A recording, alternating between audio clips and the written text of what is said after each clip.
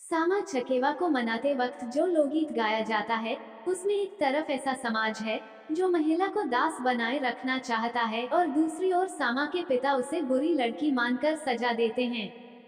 सामा चकेवा मिथिलांचल क्षेत्र का पुरातन परंपराओं से जुड़ा एक लोक पर्व है। ये लोकनाट्य बिहार के मिथिलांचल में आज भी बहुत ही धूमधाम से मनाया जाता है। ये त्योहार छठ महापर्व की समाप्ति के दिन से शुरू होता है और कार्तिक पूर्णिमा को इसका समापन होता है। वैसे तो यह एक तरह से भाइयों और बहनों का त्योहार है, लेकिन इसमें मनाए जाने वाले लोकगीत प्रगतिशीलता का एक बेमिसाल उदाहरण है। सामा चकेवा को मनाते वक्त जो लोकगीत गाया जाता है, उसमें एक तरफ ऐसा समाज है जो महिलाओं को दास बनाए रखना चाहता है। दूसरी ओर सामा के पिता उसे बुरी लड़की या यूं कहें कि बदचलन मानकर सजा देता है, तो वहीं तीसरी तरफ सामा का भाई उसे इस समाज और पिता द्वारा दिए गए सजा से मुक्त करवाता है। सामा खेलने के दौरान शुक्ला चुगली को जलाया जाता है। उसे जलाने के पीछे का उद्देश्य सामाजिक बुराइयों को खत्म करना है। इस त्योहार को मनाते वक्त चकेवा की मूर्तियां होती हैं, जिन्हें बहुत ही प्रेम से पूजा में शामिल किया जाता है और आखिरी दिन पर इन्हीं का विसर्जन किया जाता है। नमस्कार दोस्तों, बातें ज्ञान की YouTube चैनल में आपका स्वागत है। इस चैनल के द्वारा भक्ति, ईश्वर कथा, पौराणिक कथाएं, प्रेरक कहानियां और ज्ञानवर्धक कहानियों का विशेष संकलन आपको मिलेगा और आप ऐसे ही ज्ञानवर्धक वीडियो देख पाएंगे। कृपया चैनल को सब्सक्राइब करें, वीडियो को शेयर करें और अपना बहुमूल्य साथ बनाए रखें। धन्यवाद दोस्तों। जय श्री कृष्णा, राधे राधे। पौराणिक कथा के अनुसार मान्यता चली आ रही है कि भगवान श्री कृष्ण की बेटी सामा की ऋषि कुमार चारुदत्त से शादी हुई थी। सामा, जिसे श्यामा भी कहा जाता है, वह आजाद विचारों की थी। उसे घूमना टहलना अच्छा लगता था। कभी कभी वह अकेली ही बाहर निकल जाया करती थी। एक बार वह रात में अपनी दादी के साथ वृंदावन ऋषि मुनियों की सेवा करने के लिए उनके आश्रम गई। जब इस बात का पता कृष्ण के दुष्ट मंत्री जबर को लगी, उसने कुमार चारुदत्त को सामा के खिलाफ भड़काना शुरू कर दिया और झूठी बातें बताने लगा। वहीं दूसरी तरफ ऐसी बातें सुनकर कुमार चारुदत्त को बहुत गुस्सा आया और वह नाराज होकर भगवान कृष्ण को सुनाने लगते हैं। चारुदत्त के सुनाए जाने पर कृष्ण गुस्से में सामा को पक्षी बन जाने का श्राप दे देते हैं।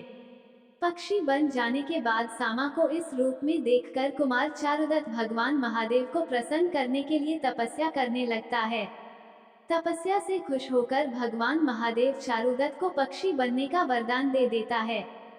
जब इस बात की जानकारी सामा के भाई श्री कृष्ण के पुत्र श्याम को हुई, तो उसने अपने बहन बहनोई के उद्धार के लिए श्री कृष्ण की आराधना आरंभ कर दी। श्री कृष्ण को भी अपनी भूल का एहसास हुआ। श्याम ने सामा और चारुदत्त को ढूंढकर उसे फिर से मनुष्य के रूप में बदलवाया और इसके लिए जिम्मेवार लोगों से बदला भी लिया।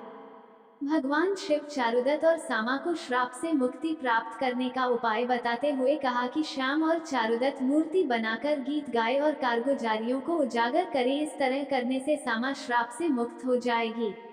उन दोनों ने ऐसा ही किया और चारुदत्त और श्याम की मूर्तियां बनाकर गीत गाए तथा शिव की मूर्ति बनाकर चुगली करने वालों को जलाकर भस्म कर दिया। तभी से यह पर्व मनाया जाता है।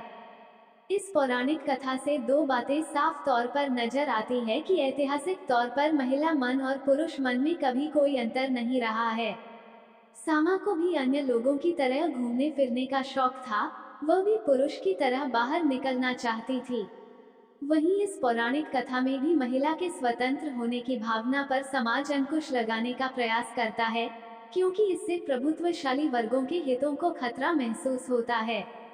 इस कथा में माना जाता है कि पक्षी चकेवा चारुदत्त मिथिला के शरद महीने में प्रवास करने पहुंच गए थे। शाम्भ भी उसे खोजते हुए मिथिला पहुंचे। उसने शाम्भ ने वहां की महिलाओं से आग्रह किया कि वह सामा चकवा का खेल खेले ताकि उनकी मदद से वह अपने बहन बहनोई को आजाद कर सके। शायद इस खेल से सामा और चकेवा तक ये संदेश पहुंचना था कि शाम्भ उसे खोजता हुआ उसे लेने यहाँ आया है। इस कहानी में एक चीज है जो आज के समाज के लिए बहुत आम है और वह है महिला का विस्थापन झेलना पड़ा। दोनों मिथिला से जुड़ी है। हालांकि पिछले कुछ सालों में ऐसी लोक परंपराएं अपना वजूद खो रही हैं।